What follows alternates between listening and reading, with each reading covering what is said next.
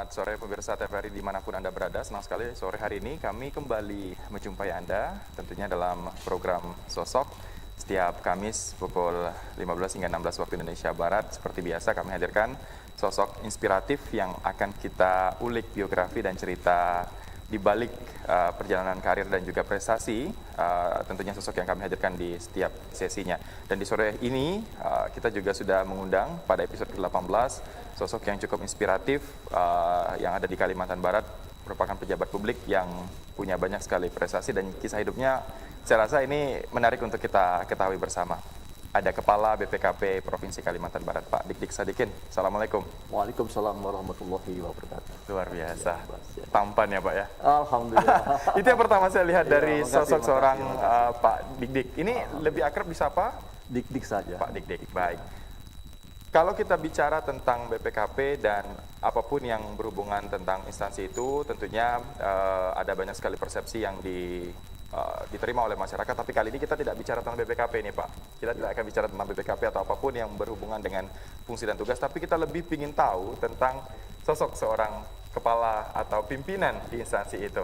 Luar biasa. Sudah setahun lebih kurang lebih ya Pak? Februari tanggal 12 Februari tahun lalu. Tahun lalu? Iya. Ketika awal-awal corona menghantam, bawa masuk ke Kalimantan Barat, ini gimana Pak perasaannya? Ya, sebenarnya saya pengen keliling-keliling ya. Tapi waktu itu kan Maret pertengahan sudah langsung stop.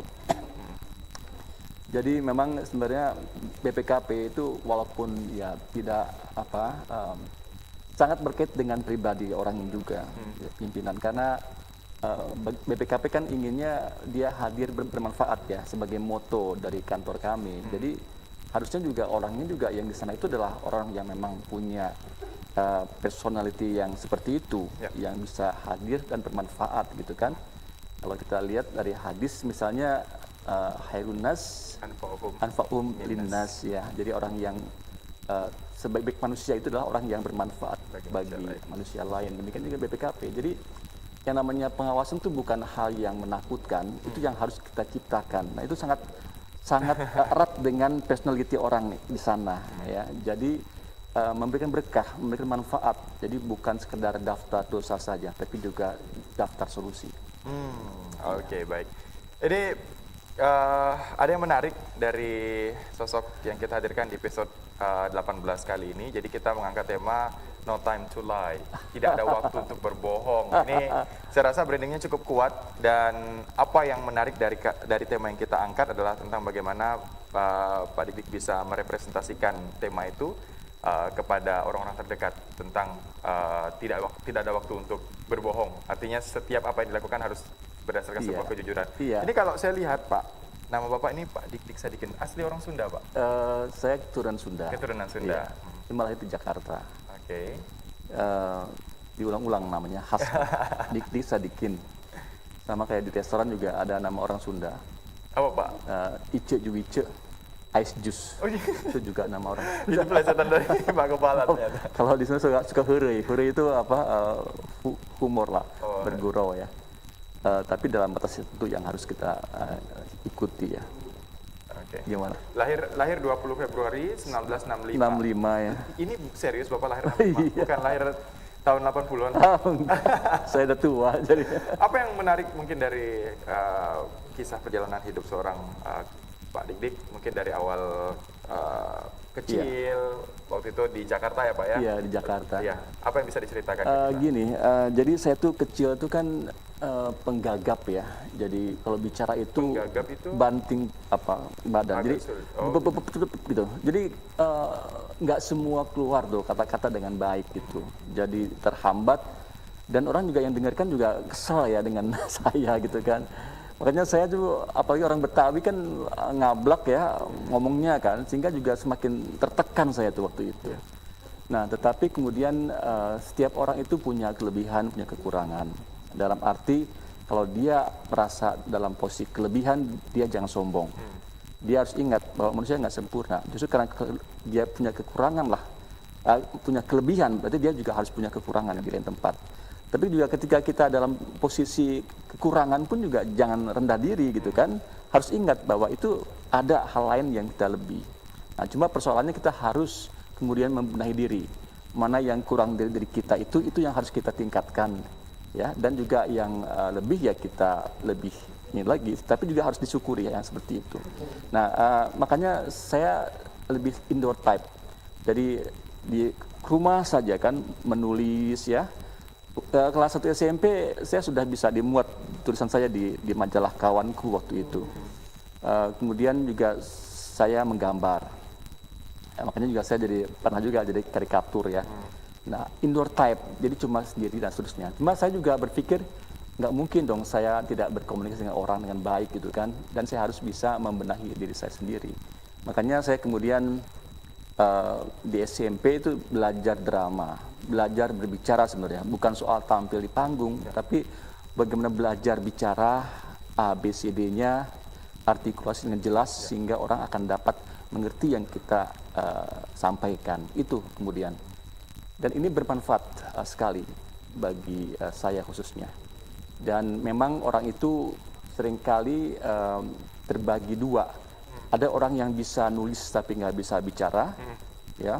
Jadi kalau dia nulis bagus, tapi kalau dia bicara kayak kumur-kumur gitu kan. Tapi juga ada yang bisa bicara tapi ketika nulis berantakan gitu kan. Nah ini yang berusaha dua-duanya. Jadi dia baik komunikasi secara tekstual maupun secara lisan. Nah ini sangat membantu juga karir saya ke depan dan juga memberikan semacam confidence ya buat saya sendiri, percaya diri untuk bisa tampil dan sangat membantu saya dengan para pejabat dan seterusnya. Alhamdulillah saya confident aja gitu kan, apalagi dengan amanah yang diberikan oleh kantor kami.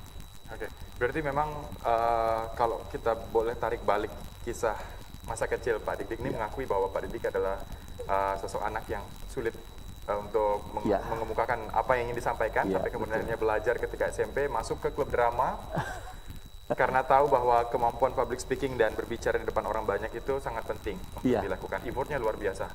Saya melihat sekarang hasilnya sudah apa ya kalau... Alhamdulillah. Saya pernah malah jadi juara baca puisi misalnya. Itu waktu apa, SMA, SMP? Waktu di STAN ya, juara 1 ya. Ketika ada Porsenistan dan juga karena saya tuh dulu sering kali di rumah gambar-gambar, juga pernah jadi juara nasional gambar karikatur ya 2 kali. Pertama ketika UI melaksanakan lomba nasional ya, itu saya juara. Demikian juga ketika STAN sendiri bukan cuma internal STAN tapi juga seluruh Indonesia. Bahkan waktu itu GM Sudarta yang gambar Om Pasikom sebagai jurinya nggak tahu kalau yang kedua tuh saya tuh sebenarnya orang STAN ya yang menyelenggarakan lomba itu. Dan juga Pramono kan yang si Keong itu yang di Sinar Harapan juga sebagai jurinya. Sampai kemudian diumumkan baru dibilang itu yang kedua tuh dari STAN. Loh, kalau gitu mestinya bilang ke saya biar supaya STAN ini bisa jadi satu. Oh enggak Pak, makasih. Saya pikir itu udah cukup objektif dan saya juga bersyukur. Karena yang pertamanya itu adalah yang juara dari ITB seni rupa. Ya wajar aja kalau STAN yang selama ini akuntansi ya, kutu buku, kemudian hitungan, kemudian juara 2 ya wajar aja, nggak bisa ngalahin yang seni rupa ITB kan gitu. Baik. Sebelum kita cerita tentang pendidikan Pak Dik, ini ada visual di layar kaca kita. Ini foto waktu masih muda ya, Pak Kepala ya. Iya. Luar biasa. Ini kalau boleh tahu waktu kuliah, SMA atau kapan ini? Ini di STAN. Oh, ini udah di kuliah. STAN ya. Saya masih cungkring ya, masih kurus di situ. Oke. Ya, saya di situ ya berusaha bergaul lah ya. Saya sudah mulai bisa berbicara dengan baik ya. Bahkan juga kemudian saya mengurus majalah kampus di sana, majalah Purnawarman, juga majalah masjid juga. Jadi kemampuan saya nulis saya kerahkan di situ. Bahkan ketika sampai dengan saya kerja pun juga di BPKP saya mengurus majalah kantor nasional, majalah Warta Pengawasan sebagai pemimpin umum juga sebagai pemret waktu itu. Dan alhamdulillah waktu itu majalah kami makin dikenang orang karena saya terpikir bahwa sebagai narasumber itu jangan kami sendiri yang menyampaikan. Harus tokoh yang dikenal publik ya. Waktu waktu itu semua yang di luar itu yang saya undang buat berbicara, sehingga kemudian BPKP dapat dikenal oleh orang juga. Oke. Nah ini kita lihat Pak Dik ini kita buktikan suka nulis, selain nulis di majalah juga suka nulis blog. Iya. Dan beberapa informasi yang kami dapat tentang biografi seorang Pak Dik ini juga kami baca banyak di blog yang sudah Bapak tulis dari tahun 2010 ya Pak ya? Iya, tapi saya nggak terlalu, ya itu gambar saya juga. Oke. Ini menggambar diri sendiri ya Pak? Diri sendiri. Dilihat jadi mirip kayak Superman ini Pak. Saya baru cukur nih, jadi nggak seperti itu rambutnya. Ini teman saya, Aden, yang kebetulan kalau staf saya mutasi ke luar daerah, saya suka gambarkan karikatur buat dia sebagai kenang-kenangan gitu. Bapak yang menggambar sendiri? Iya, saya gambar sendiri. Butuh waktu berapa lama untuk menggambar satu? Dulu sih kan kita belepotan dengan cat ya, karena masih manual. Sekarang dengan komputer lebih rapi, lebih enak juga gambarnya, dan juga lebih cepat juga. Oke, jadi sekarang lebih memanfaatkan teknologi ya? Paling 3 hari sampai seminggu lah. Itu pun juga karena ini masalah seni juga harus muncul moodnya juga gitu kan. Nggak bisa lagi rusuh, lagi sibuk kemudian harus cepet kayak kita bikin sesuatu yang tanpa perasaan. Ini harus ada mood gitu. Pengaruhnya ke hasil nanti Pak ya? Iya, jadi betul. nggak maksimal. Baik. Ini Pak Dik ini merupakan anak sulung dari 4 bersaudara, laki-laki satu-satunya. Betul. Nah, artinya memang ada tanggung jawab yang luar biasa diberikan kepada Bapak sebagai anak sulung, anak laki-laki juga. Apa ini yang bisa kita dengar mungkin dari cerita saudara kandung dengan Pak Dik dengan saudara yang lain? Ya sebenarnya sih alhamdulillah orang tua kami masih terus bertahan sampai saya besar. Dan kemudian karena ya walaupun saya sulung, tapi kemudian saya tuh kan di BPKP itu ya sebagai PNS harus keliling-keliling kan. Saya 14 mutasi. Jadi D3 stan, setelah itu tahun 1987 saya sudah harus ke Aceh ya. Nah kebetulan memang dari awal orang tua saya sudah membuat mereka semua mandiri ya. Demikian tetap saja, walaupun jauh tetap kami terus komunikasi dan tetap memberikan saran-saran dan sebagainya, sehingga walaupun jarak yang memisahkan kita, tapi kita akan terus membuat dorongan, membuat kedekatan itu. Komunikasi tetap berjalan. Tetap berjalan ya kepada adik saya. Oke, apa yang diajarkan orang tua untuk membuat Dik dan saudara ini disiplin? Apakah tinggal sama orang atau sudah mulai merantau sejak SMP? Jadi memang ketika kami sudah dewasa, orang tua saya meminta agar semua punya rumah sendiri.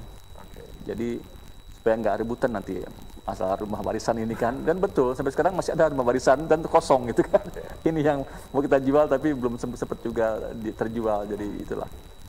Cuma alhamdulillah kita kan tinggal di kota besar, di Jakarta, dan kemudian itu menjadi sebuah dorongan kita untuk bisa terus mandiri gitu ya. Oke.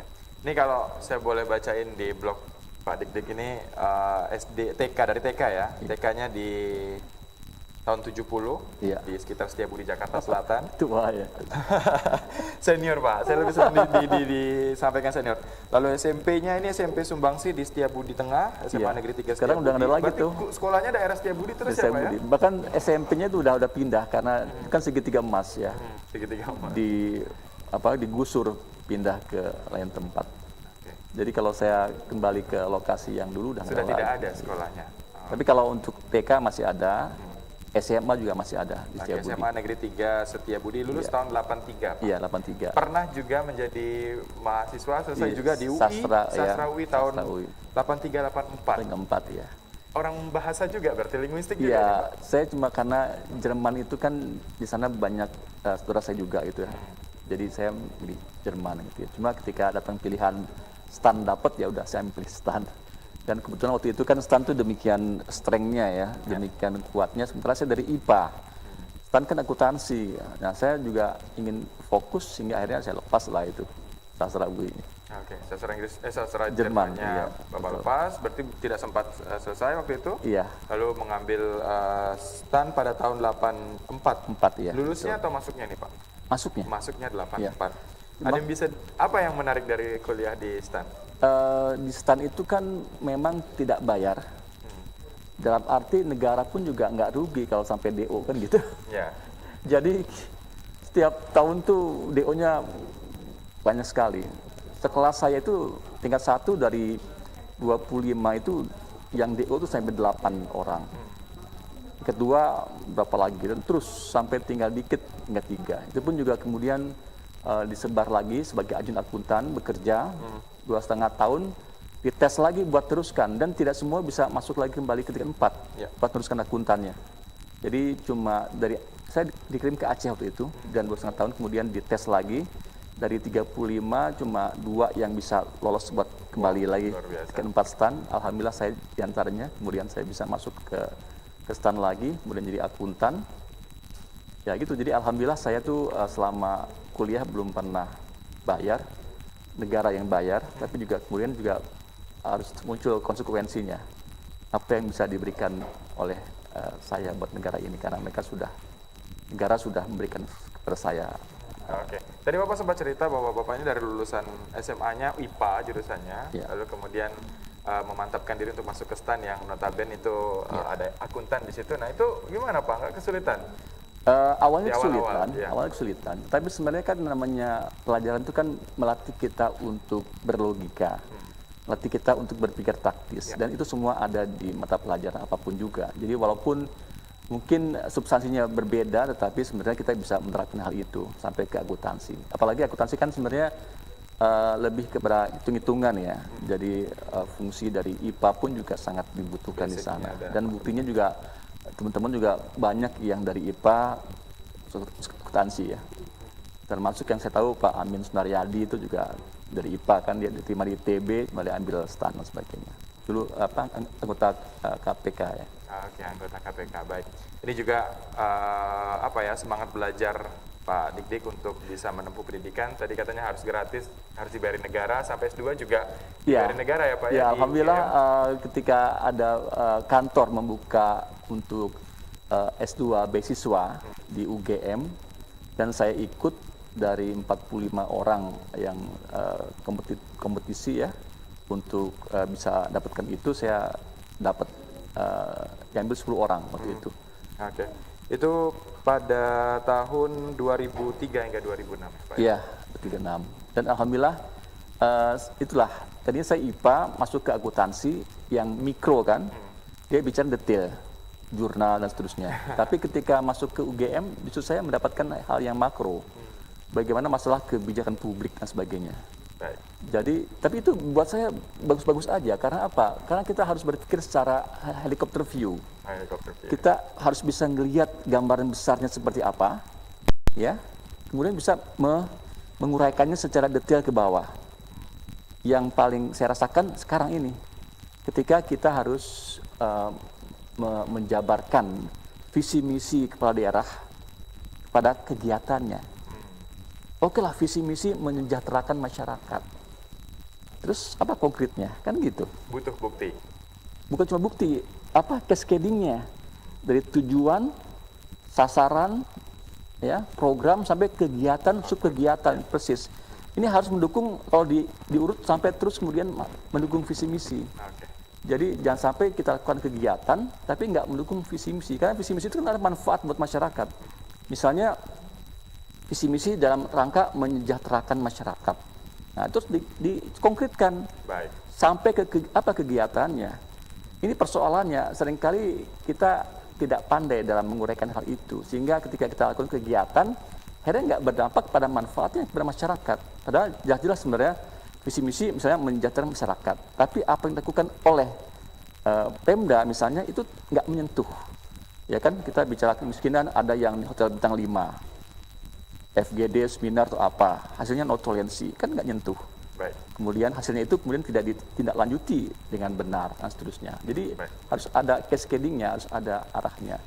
Makanya dalam sebuah pepatah itu kan disebutkan, the devil is in the details. Hantunya itu ada pada details, ya kan? Kita bicara gampang, makro ya. Kita harus meningkatkan kesejahteraan masyarakat. Nah, kemudian dijabarkan. Berarti ada masyarakat yang sejahtera, ada yang belum sejahtera kan gitu. ini saja buat memisahkan ini cukup repot. Karena data masyarakat yang tidak sejahtera pun juga jadi persoalan ketika bantuan sosial harus disampaikan. Ini kan persoalan juga. Baik, ya. Oke. Lebih jauh kita akan bahas itu, tapi kita harus jeda sejenak. Pak, ini kayaknya kita butuh istirahat sebentar untuk kembali nanti merefleksi beberapa hal terkait biografi Pak Dik-Dik Sadikin. Saya juga ingin tahu tentang hobi menggambar karikatur lebih dalam, dan juga beberapa hobi-hobi lain, olahraga mungkin atau makanan favorit yang digemari oleh Kepala BPKP Provinsi Kalimantan Barat. Kita akan segera kembali pemirsa, tetap bersama kami di Sosok.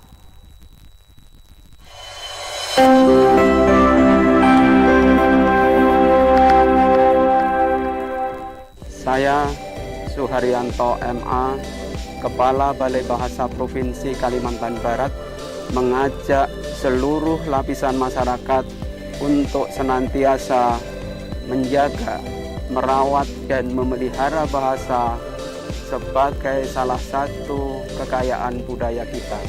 Utamakan bahasa Indonesia, lestarikan bahasa daerah, kuasai bahasa asing.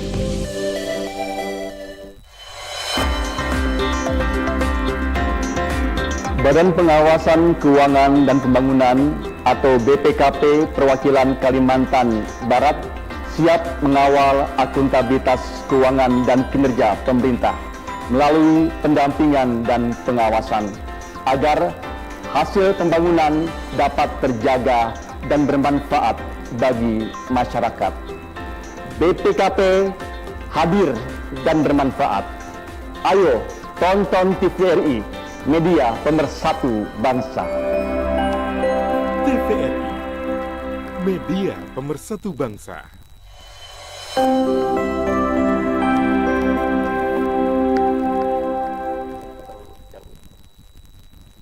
Terima kasih pemirsa, Anda masih bersama kami dalam program Sosok episode 18. Hari ini kami hadirkan Kepala Perwakilan BPKP Provinsi Kalimantan Barat, Pak Dik-Dik Sadikin, yang tadi sudah memulai pembicaraan kita terkait perjalanan pendidikan, asalnya dari mana, lalu kemudian juga beberapa hal tentang keluarga. Nah, ini karena tadi sudah disinggung tentang menggambar dan menulis, ini kalau saya baca dari beberapa sumber ada banyak sekali tulisan yang sudah dibuat. Tulisan pertama dimuat di majalah Kawanku pada tahun 77 waktu kelas 1 SMP. Kelas 1 SMP saja sudah nulis ini, Pak. Ini gemar sekali menulis berarti. Iya, itu yang saya katakan, bahwa karena saya indoor type, bahwa saya tidak bisa bicara dengan baik, makanya saya lebih sering di rumah. Dan kemudian ketika di rumah, ya udah, pilihannya kan tinggal gambar atau nulis kan. Alhamdulillah itu jadi bisa terpacu juga ke sana. Dan itu kemudian sampai besar pun juga masih terbawa dan alhamdulillah bermanfaat. Saya juga pernah nulis di tablet kontan, pernah juga bikin cerpen di majalah Amanah, bahkan juga pernah dipublikasikan di koran Kompas. Artikel Soekarno, Mahathir, dan Megawati pada 3 November 2003. Iya, itu karena 2003 itu kan saya lagi kuliah di UGM, dan saya terkesan dengan pembicaraan beberapa dosen saya di sana. Ada Pak Miftah Toha, ada Pak Pratikno yang sekarang jadi Seknek. Juga ada Pak Iswana Imawan almarhum, Pak Agus Duyanto almarhum juga pernah jadi Kepala LAN RI. Nah, itu semua memberikan saya semacam sebuah inspirasi ya, yang kemudian membuat saya menulis, dan kemudian saya kirim ke Kompas, kebetulan diterima, walaupun saya nggak kenal siapapun di Kompas ya, tapi alhamdulillah. Jadi sangat objektif sekali dengan apa yang saya tulis, dan saya ya cukup bangga waktu itu bisa dimuat di Kompas. Cuma mungkin karena kesibukan lagi, saya nggak meneruskan lagi buat menulis seperti itu, dan saya lebih banyak kepada menulis mengenai pengawasan di majalah Warta Pengawasan. Ya. Oke. Ini dari semua tulisan yang pernah dibuat, mana yang paling berkesan? Biasanya kalau karya ini kan pasti ini yang paling berkesan nih buat saya, mana Pak? Dari semua tulisan yang dibuat. Beda-beda ya, tentunya ada sendiri nuansanya ya sendiri. Tapi saya juga pernah nulis mengenai cerpen di majalah Amanah. Nah, ini juga membuat hal yang berbeda buat saya ya. Karena cerpen itu kan butuh olah rasa. Perlu bukan cuma pemikiran, tapi juga bagaimana membuat si tokoh itu dekat kepada pembaca dan kemudian bisa memahami persoalannya, masuk kepada permasalahannya, kemudian terlibat di situ dan menggugah rasa pembaca. Tapi baik itu fiksi maupun kajian ilmiah ya, setengah ilmiah lah populernya ya, kalau ditulisan di Kompas atau di Kontan itu tetap memiliki sebuah alur pikir yang harus bisa kita dorong agar pembaca bisa memahami apa yang kita tulis ya. Karena seringkali orang menulis tuh cuma dalam pikiran dia, dan kita nggak berpikir dalam posisi pembacanya. Nah ini yang kemudian. Dan ketika di kerjaan pun juga ini sangat membantu sekali, membantu. Saya seringkali bilang ke teman-teman di kantor, coba bayangkan ini kalau dibaca sama pembaca, kira-kira ngerti nggak apa yang Anda pikirkan gitu kan. Jadi kita harus bisa menulis tanpa harus lagi menjelaskan apa yang kita tulis gitu kan. Biarkan si tulisan itu berbicara sendiri kepada pembaca, dan mereka udah nggak lagi tanya lagi hal yang itu. Nah, ini penting juga buat kita pelajari.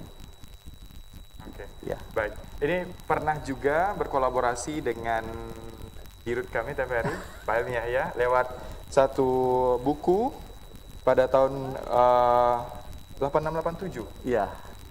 Gelitik cara ala Amerika. Bapak membuat karikaturnya Ya. ditulis oleh Pak Helmi Yahya. Boleh cerita, Pak? Sebenarnya bukan cuma satu buku itu aja, ada beberapa buku lain juga. Jadi waktu itu memang kita masih mahasiswa.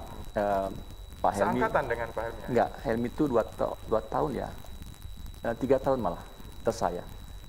Jadi karena saya senang dengan drama kan, ketika kita masuk selain porseni, selain juga kita di Mapas juga, anak baru ini pun jadi dikumpulkan untuk bicara untuk acara pagelaran di Balai Sidang waktu itu. Nah, Pak Helmi inilah yang kemudian waktu itu sebagai senior kami yang kemudian menampung anak itu, juga saya, gitu kan.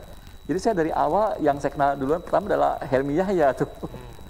Bahkan beliau pun karena rumah saya itu di Duku Atas, tinggal 1 kali bus tuh sering juga ke rumah Helmi Yahya itu waktu itu. Nah, jadi kami cukup dekat dan kemudian dia tahu bagaimana saya menggambar dan kemudian sebagai mahasiswa waktu itu. Jadi jangan bayangkan Helmi sekarang ya. Helmi sebagai mahasiswa lah, dia mencari-cari job yang bisa menambah ya koceknya waktu itu. Dia bisa menulis dan dia lihat misalnya yang ngetop waktu itu kan buku humor yang laris itu Mati Ketawa Cara Rusia. Nah makanya karena itu kan rame dulu kan antara Rusia sama Amerika, maka dia bikin Gelitik Tawa Cara Amerika.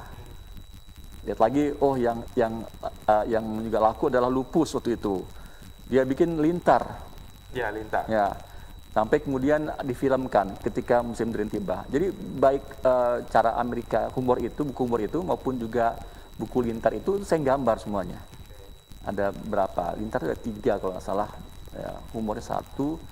Selain juga saya menerima juga orderan dari yang lain karena ketika penerbit tahu saya bisa gambar, bukan cuma Helmi aja yang nuliskan, ada juga dari yang lain. Pak bisa nggak gambarkan yang buat ini? Oh boleh, silakan aja. Jadi saya sampaikan juga waktu itu sebagai penulis pelukis ya, ilustrasi buku. Ya, buku. Baik. Ya. Boleh tahu berapa bayaran untuk satu karya? Sedikit lah. Jadi waktu itu memang kita nggak bisa konversikan ke sekarang ya. Dulu cuma 1,2 lah. Tapi kalau kita bandingkan dengan menulis di Kompas, itu jauh lebih kecil lagi gitu. Karena Kompas memang bukan persoalan imbalannya, tapi persoalan prestisenya kan. Ya, prestisenya. Nah, itu yang pernah dimuat. Itu kan langsung menjadi benchmark ya, buat penulis yang lain-lain gitu kan. Nah ini membuat sendiri. Cuma saya memang tidak kemudian di Kompas itu tidak membuat kantor saya ya sebagai mahasiswa S2 UGM gitu. Karena memang ada konsekuensi secara birokrasi lah ya. Karena kan memang kita punya batasan sendiri ya untuk bisa menyampaikan sesuatu dalam kerangka birokrasi. Nah kita tulis kan nggak bisa gitu. Harus kita bisa ungkapkan apa yang kita pikirkan dalam batas juga kesopanan. Tapi untuk birokrasi mungkin agak kurang pas gitu. Makanya saya bukan sebagai pegawai kantor saya, tapi sebagai mahasiswa S2 UGM waktu itu. Oke, itu. Baik. Ini saya lihat berarti memang Bapak punya pandangan sendiri tentang hobi Ya. yang tetap masih dilakukan sampai detik Ya. ini di sela banyak sekali kesibukan yang kemudian mungkin ini akan jadi apa ya, side activity yang bisa buat Bapak lebih semangat setiap hari ya Pak ya. Iya, memang orang itu harus seperti itu, harus bisa menyeimbangkan antara otak kiri dengan otak kanan. Oke, lewat Ya kan? hobi lah tadi Pak ya. Lihat hobi, otak kiri itu kan hal yang bersifat kalkulasi, ya, hitam putih, Hitung-hitungan. hitung-hitungan dan sebagainya. Sementara kanan itu adalah kreativitas, ya, kesenangan dan sebagainya. Ini harus imbang. Malah kalau di barat tuh ada yang bilang work hard, play hard gitu kan. Oke, kerjanya berat, main-mainnya juga harus sama berat. Ya, tapi dalam batasan itu ya, bukan cuma mainnya macam-macam ya. Tapi artinya apa? Kita harus bisa menyimbangkan dua hal itu sehingga kita nggak stres. Ya. Ya, dan juga harus menyimbangkan juga kerjaan kita gitu. Kita ini kalau di kantor bawa kerjaan dari rumah, kalau di rumah bawa kerjaan kantor. Ini yang juga harusnya kita sesuaikan dengan proporsinya. Nah, hal ini yang juga harus diimbangkan sehingga kita bisa bekerja dengan tenang dan juga dengan hobi kita bisa menyelesaikan tingkat stres di kita gitu kan, sehingga kita bisa kembali lagi bekerja dengan baik lagi. Oke, Iya. itu pandangan seorang Pak Dik Sadikin terhadap hobi yang Hobi. bisa membantu otak kanan dan otak kiri bisa bekerja beriringan ya Pak ya? Iya, iya gitu. Selain memang juga hobi juga harus bermanfaat buat masyarakat. Oke. Dan hobi saya juga saling bersinggungan juga. Kayak menulis hobinya juga bisa kemudian dipakai di kerjaan. Gitu. Sejak tahun 2000, ini mengajar juga informasinya di Universitas Trisakti Jakarta. Dosen juga berarti Pak dulu? Ya, saya dosen waktu itu. Jadi gini, kan yang namanya kampus juga butuh orang-orang yang nggak cuma ngajar teori saja, ya. Karena STAN itu kan juga setelah dia bekerja di BPKP, kemudian audit dan seterusnya juga, ini penting ini pengalaman ini untuk bisa disampaikan kepada para mahasiswa yang tidak sekadar hanya teori saja. Karena mereka bicara soal misalnya SPM, SPP, soal apa semua itu kan cuma ini aja, cuma gambar-gambaran aja kan. Berkasus sebenarnya nggak tahu mereka kan seperti apa. Nah, ketika kita datang ke sana melengkapi lah gitu ya, melengkapi apa yang mereka sudah pelajari. Nah, ini juga buat saya juga sebuah juga pembelajaran buat berbicara gitu kan. Bayangkan coba yang tadinya cuma di dalam rumah saja, jarang bicara sama orang secara baik dan juga gagap gitu, kemudian harus bicara sama orang dan kemudian harus lancar, bisa menjelaskan, bisa dipahami oleh orang. Alhamdulillah ini kan dari mulai SMP, SMA, saya sudah belajar berbicara dengan baik dan kemudian bisa mentransfer knowledge saya ke mahasiswanya. Jadi itu juga sebagai wadah saya untuk bisa belajar gitu kan. Ketika di pekerjaan juga saya akan berbicara ke orang lain. Makanya memang juga saya juga terpakai juga tuh. Saya juga pernah jadi instruktur pengadaan barang jasa. Jadi pernah sampai ke Sibolga, ke Bima, ke Kalimantan, ke Pulang Pisau dulu tuh sebelum saya tempat di sana. Jadi artinya ini penting gitu buat bicara ini, karena nggak cuma sekedar kita pintar saja buat diri sendiri, tapi juga harus bisa menyampaikan ke orang lain. Dan inilah arti manfaat di situ. Luar biasa. Sekarang masih ngajar, sudah tidak lagi? Oh, enggak lagi. Sekarang sudah fokus di Iya. Menjadi kepala perwakilan. Ya, tapi saya ketika eselon 3 saya masih bisa diminta 1 minggu itu, ketika saya di Kalsel saya diminta sama Unlam untuk ngajar. Itu masih Lambung Mangkurat ya Pak ya? Lambung Mangkurat. Oke. Dan, dan juga di Palembang juga eselon 3 1 minggu itu masih diminta oleh Unsri ya untuk mengajar. Oke.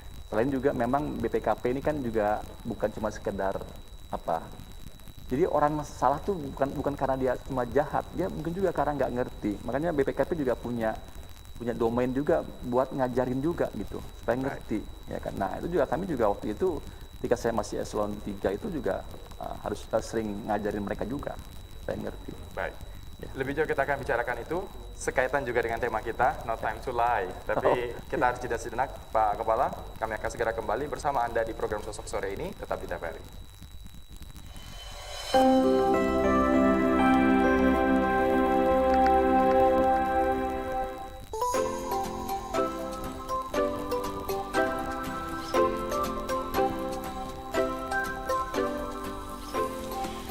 TVRI Kalimantan Barat menuju era TV digital di tahun 2022. Dengan TV digital, sinyal yang terpancar akan lebih baik dan menghasilkan gambar yang lebih jauh. Jangkauan siaran kami meliputi Kota Pontianak, Kabupaten Kuburaya, Mempawah, dan sekitarnya. Pelayanan kerjasama kami meliputi TVC, iklan layanan masyarakat atau PSA, advertorial, features, dan time sinyal.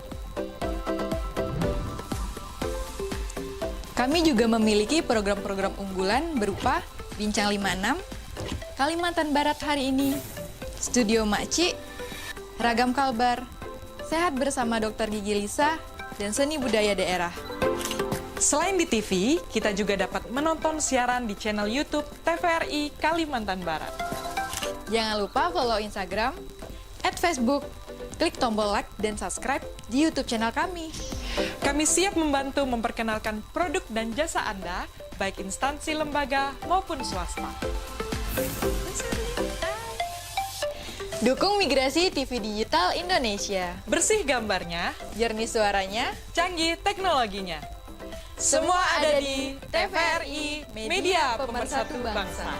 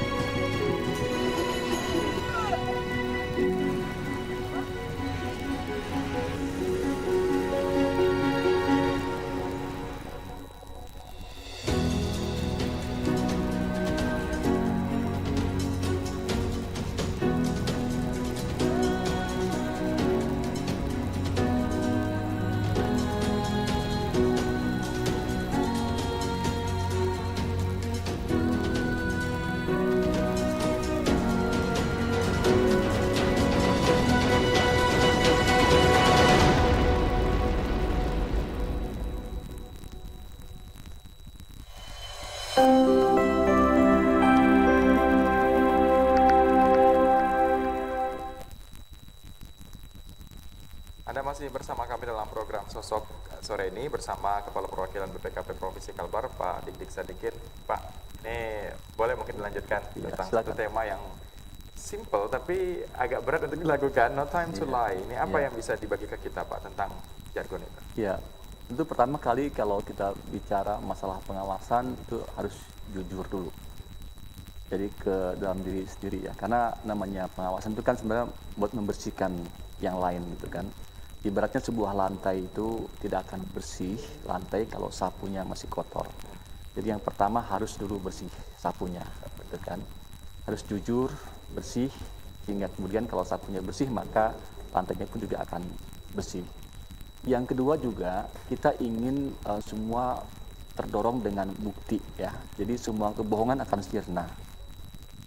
Baik kebohongan dalam rangka birokrasi yang menyembunyikan sesuatu buat buat korupsi, nah itu juga kita bongkar. Nggak boleh ada kebohongan di situ. No time to lie. Nggak ada waktu buat berbohong. Karena norma umum dari sebuah audit itu adalah antara lain kecukupan bukti. Jadi harus bukti yang menunjukkan yang bicara gitu. Kita nggak bisa cuma karena dengar-dengar ya, cuma karena melihat kemudian kita tulis melaporkan, harus dengan bukti.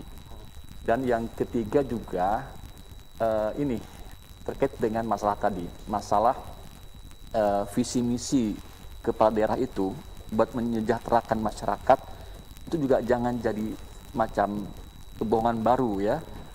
Jadi no time to lie juga buat itu. Dalam arti apa? Visi misi itu dalam rangka mensejahterakan masyarakat juga harus bukan cuma slogan belaka, harus dijabarkan sampai dengan kegiatan yang konkret yang bisa menciptakan manfaat bagi masyarakat. Nah ini jadi jangan sampai juga masyarakat merasakan kok lihat pegawai pemerintah berangkat jam 8, pulang jam 4 atau setengah 5, jam 5, kok gini aja gitu, anggaran udah habis. Kemudian laporannya jelas, penyerapannya bagus, kemudian juga progres fisiknya ada, tapi tidak bermanfaat, tidak nyambung kepada manfaat masyarakat. Nah ini yang mau kita benahi, bukan cuma sekedar bagaimana treatment akuntansinya saja sebagai penjawaban, tapi juga manfaatnya. Karena tanggal 27 Mei kemarin Pak Presiden Jokowi juga pernah mengatakan bahwa banyak proyek-proyek pemerintah itu yang tidak memberikan manfaat. Jadi dia mencontohkan ada waduk yang tidak nyambung ke irigasinya, ya kan? Secara keuangan betul terserap semuanya 100%. Bagus prestasi keuangannya. Secara progres fisiknya 100%, betul, ya. Tapi secara manfaatnya ini kan kita masih belum lihat nih selama ini ya. Nah, ini yang mau kita, dan juga harus nyambung semua. Tidak cuma sekedar PPR saja yang membangun waduk kan ya, tapi juga di pertanian juga harus ikut campur. Juga masalah dinas-dinas lain yang terkait dengan masalah lingkungan hidup dan sebagainya juga harus ikut juga campur. Masalah kesehatan masyarakat juga harus campur juga. Jadi tidak ada satu program visi misi itu ya yang bisa dilakukan oleh satu pihak saja gitu kan. Jadi masalah dinas sosial itu tidak masalah pengentasan kemiskinan tidak hanya bisa oleh dinas sosial saja. Demikian juga dengan mengurangi tenaga kerja, mengurangi pengangguran itu nggak cuma bisa oleh dinas tenaga kerja saja, tapi harus bersama-sama kita semua pihak yang terkait buat membuat itu sesuatu yang nyata, yang wujud, bukan cuma slogan-slogan belaka. Gitu. Oke, jadi itulah yang kemudian memaknai tema kita, Noten Sulai. Jadi apa yang disampaikan dengan apa yang dilakukan itu harus sejalan ya Pak. Integritas yang dijaga. Integritas yang dijaga. Karena juga harus memberikan juga pelajaran bagi kepala daerah juga calon-calon kepala daerah lah ya, yang selama ini cuma berpikir masalah kekuasaan, tapi juga kan Allah kan menitipkan kekuasaan itu buat apa kan gitu. Bukan cuma buat dirinya, tapi juga buat masyarakatnya seharusnya. Ada sebuah joke yang menarik juga kalau boleh saya sampaikan. Apa itu Pak? Jadi ada seorang calon kepala daerah, dia kampanye, kita harus membuat pabrik tekstil gitu kan. Tekstil apa tekstil? Nah, itu persoalannya. Ajudannya bilang, Pak kurang es, juga pabrik es, gitu kan. Jadi dia sebenarnya nggak memahami betul mengenai visi misi kan. Dia cuma asal ngoceh saja. Nah ini yang kita jaga. Jangan visi misi cuma slogan belaka, cuma omongan doang supaya simpati masyarakatnya. Tapi setelah itu what's next gitu kan. So what gitu kan. Harus ada jabarannya. Apa tujuannya? Misalnya mensejahterakan masyarakat. Berarti kan kita harus pisahkan mana masyarakat yang sejahtera, mana yang belum sejahtera. Nah ini yang kemudian kita juga jabarkan. Misalnya kayak bansos, masalah data masyarakat yang sejahtera nggak juga jadi masalah, karena yang dibantu kan harusnya masyarakat yang belum sejahtera. Nah karena datanya masih belum pas dengan kondisi lapangan, di lapangan yang membutuhkan itu lebih banyak, ya maka jatah yang ada itu bisa berkurang dari sesungguhnya. Yang jatah beras 20 kg per kakak, karena orang yang lebih banyak yang ternyata miskin, maka kan per orang jadi per kakak itu jadi lebih kecil, nggak 20 kilo lagi kan. Nah, ketika data ini menjadi permasalahan, maka di situ ada orang yang bermain, yang mengail di air keruh, sehingga ketika ada keluarga yang mendapatkan jatah kurang dari yang seharusnya, tidak 20 kg beras misalnya gitu kan, itu kan bisa saja di-blame-kan kepada persoalan data. Padahal siapa tahu juga ada juga orang yang bermain situ kan. Akhirnya orang berpikir itu gara-gara data, dan kemudian orang itu yang bermain situ. Nah ini makanya karena abu-abu ini, makanya orang bisa bermain. Makanya kita harus juga bukan cuma sekedar menyalahkan, tapi juga harus membuat sistem yang baik sehingga jelas data ini bisa nyambung dengan kerjaan kita, dengan bagaimana kita membantu orang agar lebih bermanfaat bagi masyarakat. Kita tahan dulu bicara tentang pekerjaan karena ada satu pembicaraan yang lebih penting dari pekerjaan. Kita sudah terhubung dengan seseorang di balik sambungan telepon. Selamat sore. Selamat sore. Oke, siapa ini Pak? Kayaknya suaranya saya kenal sekali. Ibu apa kabar? Alhamdulillah baik. Alhamdulillah baik. Mohon maaf Udah. jika kurang jelas, di sini sedang hujan besar. Oke, Oh, iya. baik. Di rumah, di lokasi tempat Ibu menelpon saat ini sedang hujan deras ya Bu ya. Sama di sini juga hujan ini Bu, kebetulan. Sama. Baik. Dengan siapa ini kita berbicara Pak? Ya, saya kan udah lebih dari 20 tahun ya, tahu suaranya jelas. Istri Baik. saya. Istri Pak Dik-Dik. Apa Oke, kabar baik. Bunda? Panggilannya Bunda. Bunda. Panggilan Bunda. Baik, kita sudah Halo. bersama dengan Ibu Leika Mutiara Jamila, istri dari Pak Dik-Dik Iya. Sadikin. Saat ini ada di Jakarta ya Pak ya? Atau di mana? Di Bogor. Di Bogor. Oh di Bogor, baik. Ibu Leika, kabar sehat ya Bu ya? Alhamdulillah baik Pak. Alhamdulillah, baik. Bu, kita ingin berinteraksi sedikit dengan Ibu sebagai pendamping Bapak lebih dari 20 tahun kabarnya. Ada 3 Iya, anak betul. yang Hampir menjadi bukti 25, buah cinta. hampir, Hampir 25 tahun. Iya. Oke, Bu, boleh mungkin sedikit kita ingin tahu sosok Bapak ini di mata Bu Leika seperti apa, Bu? Sebagai suami dan ayah baik sekali. Sama anak-anak dia sangat penyayang. Bisa terlihat dari ketika beliau bertemu dengan anak-anak kecil atau datang itu selalu langsung akrab gitu, nggak ada rasa takut. Biasanya kan anak-anak kecil tuh kalau dengan ketemu dengan orang dewasa agak segan gitu ya. Kalau dengan Pak Dik tuh enggak, mereka langsung akrab. Jadi Bapak ini sosok yang penyayang kalau sama anak kecil ya, Pak? Penyayang, Jadi betul. senang sama anak kecil. Anak-anak Baik. kalau lagi pulang ke Bogor, itu tugas saya sebagai ibu yang masak di dapur digantikan sama Pak Dik. Nah, ini di Karena layar Pak kaca Dik kita- jago masak. Oke. Di layar kaca kita Iya. ini wajah Ibu Leika, Iya. istri Iya. Ibu. Cantik ya Pak ya? Cantik dong, kalau nggak cantik nggak ini. Alhamdulillah. Jadi Bapak ini hobinya masak, suka makan bakso Masak. juga Ibu ya? Iya. Ibu suka dimasakin Pak apa aja sama Bapak, Bu? berani apa bikin bereksperimen Oh, suka makanan. bereksperimen. Apa masakan Iya. yang pernah dibuatin Bapak terus enak Sampai ini banget aja buat Ibu? yang Pontianak itu nasi ayong ya. Nasi telur. Nasi ayong Bapak tuh bisa bikin. Bapak buat nasi telur untuk Ibu. Iya. Enak ya Bu itu Bu? Iya, anak-anak kalau Bapak pulang ke Bogor pasti nagih untuk dibuatkan itu. Oke, semua anak dan anggota keluarga ingin minta dibuatin nasi telur buatan Pak Dik-Dik, luar biasa. Betul. Iya. Oke, baik. Chicken cordon bleu juga. Chicken cordon bleu juga suka dibuatin Iya, kabarnya. Ibu. dia juga bikin pempeknya. Silakan Bapak Buat apa, boleh Bu? minta dibikinkan. Oh, baik.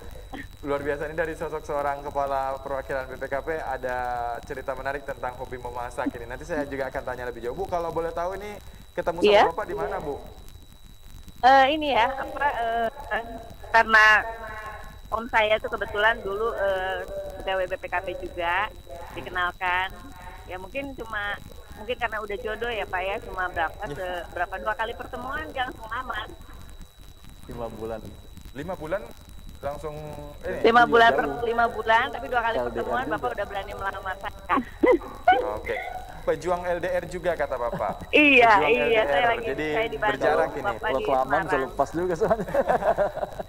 Jauh. Baik, Bu.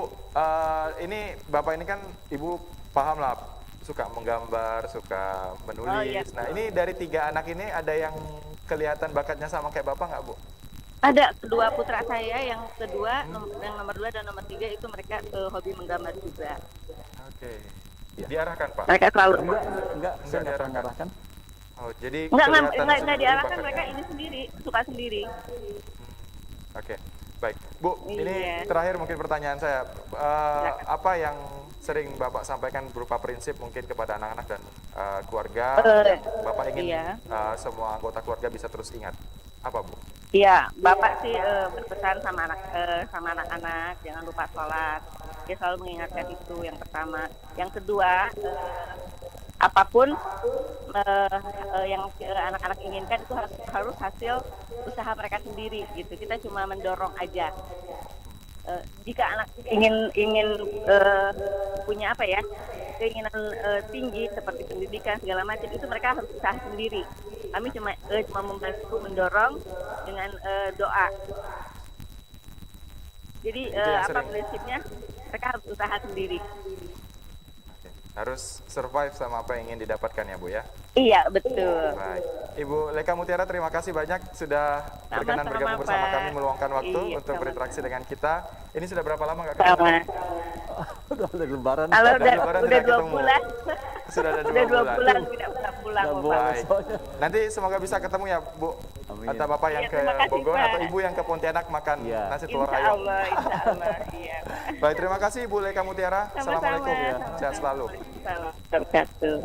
Wah, Ibu ini juga ini ya Pak, komunikatif ya. Berarti di Iya. rumah jadi teman bicara yang Iya, alhamdulillah. Cukup harus seperti menyenangkan, itu kan oke. memang. Ya. Jadi yang memang namanya pernikahan kan itu bukan kayak dongeng-dongeng H.C. Andersen kan atau Cinderella yang selalu di akhirnya dengan happy after ya. Happily ever after. ya. Ya. Demikianlah mereka berbahagia buat selamanya. Karena menikah kan. Sebenarnya nikah itu bukan happily Ever after. bukan di end-nya di situ, justru sebagai beginning-nya di situ kan. Bukan ending-nya, tapi beginning-nya. Jadi bagaimana dua manusia yang punya background yang berbeda itu harus bisa saling melengkapi kan gitu. Sebuah hal yang dibangun. Jadi sakinah mawaddah warahmah itu adalah sesuatu hal yang harus dibangun. Bukan kita serahkan kepada apa yang ada. Memang perlu pacaran kan semua serba indah ya. Karena mungkin semua serba ditutupi kan.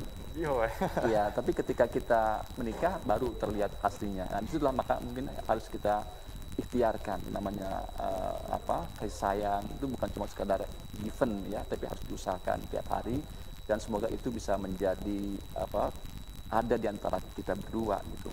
Apalagi kemudian juga saya dulu waktu lagi saya di Semarang, saya pindah ke Jakarta, saya ajak juga ke Jogja pun juga saya ajak ketika kuliah tuh, bahkan sampai harus kontrak segala kan gitu.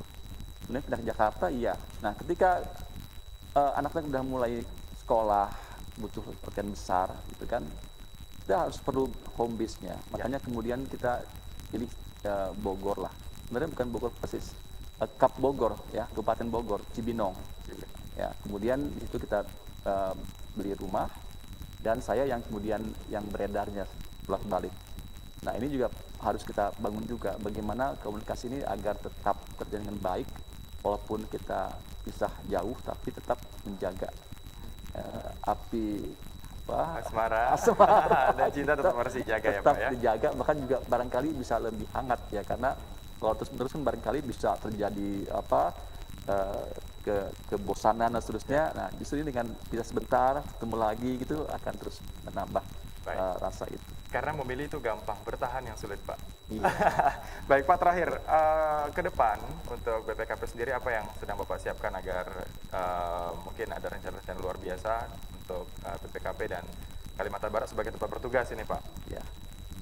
Sebenarnya sih ini hal yang menjadi sesuatu yang menjadi idaman di insan pengawasan semuanya, agar pengawasan tuh nggak cuma sekedar jadi momok yang menakutkan, hal-hal yang membuat debar-debar orang gitu kan, kemudian berharap nggak akan diperiksa dan sebagainya. Justru kita ingin membuat pengawasan itu sesuatu yang bermanfaat, yang bahkan ditunggu orang, kejar orang. Nah apalagi sekarang terasa bahwa ketika internal auditor itu memang perannya terlihat, ini mereka langsung kemudian kita sering didatangin gitu, diminta. Jadi bukan dihindari sekarang tuh, diminta buat datang. Karena apa? Karena internal auditor kan mulai dari hulu kan, dari mulai perencanaan penganggaran ke depan. Jadi mereka ingin juga selamat gitu. Betul mereka nggak ingin korupsi, ya. Tapi kan mereka nggak tahu berbagai aturan yang ada kan. Nah bisa kejeblos di ujungnya, di ujung dan nunggu tuh semua yang bersifat represif lah ya, jaksaan, kepolisian, tipikor, ya mungkin BPK juga, karena BPK memeriksa kan, yang juga bisa berkembang kepada arah ke masalah KPK. Nah ini persoalan juga. Jadi bagaimana kita dari awal, nah ini kembali lagi nih, no time to lie, kita akan dampingi mereka untuk sesuatu yang membuat mereka aman, bahwa mereka bisa meyakini bahwa ini sudah sesuai dengan peraturan yang berlaku. Tapi itulah no time to lie-nya apa? Jangan ada dusta di antara kita. Jangan kita dampingin, kemudian diam-diam dia tuh nyuri uang rakyat itu gitu. Di luar pengetahuan kita. Nah, kalau itu yang terjadi maka kita pula yang nanti akan diminta oleh KPH untuk menghitung kerugian keuangan negara. Bahkan kami juga yang nanti akan maju ke pengadilan sebagai pemberi keterangan ahli yang di pengadilan. Oke, memberikan informasi. Informasi. Jadi manfaatkan BPKP sebelum kami datang dengan APH. Tapi janji dengan integritas yang kuat dan tidak ada dusta di antara kita. Oke. No time to lie. Mantap, janji dengan apa yang sudah dibuat dan tidak ada dusta di antara kita. Saya anggap itu sebagai closing statement dari Pak Dik-Dik Sadikin. Tidak terasa 60 menit kurang lebih kita sudah bersama dengan sosok Kepala Perwakilan BPKP Provinsi Kalimantan Barat. Terima kasih atas waktu sudah menyempatkan ini. Terima kasih, Pak Saya paham betul bahwa sibuk sekali sebagai lembaga pengawasan, tapi tetap menyempatkan diri untuk hadir, dan semoga cerita yang disampaikan dan juga kisah hidup dari seorang Pak Dik-Dik ini bisa menginspirasi kita semua dan bisa memberi manfaat buat pemirsa di rumah. Tentunya dengan tema No Time to Lie, tidak ada waktu untuk berbohong. Inilah yang kemudian kita angkat dari sosok yang kita hadirkan di sore hari ini, Bapak Dik-Dik Sadikin di episode 18. Pemirsa, terima kasih untuk Anda yang sudah bergabung bersama kami di program Sosok di episode kali ini. Tidak, setiap orang ada masanya, setiap masa ada orangnya. Ya, siapapun bisa jadi apapun.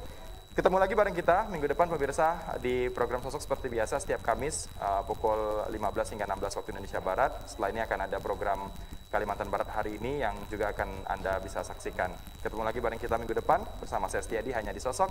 Sampai jumpa.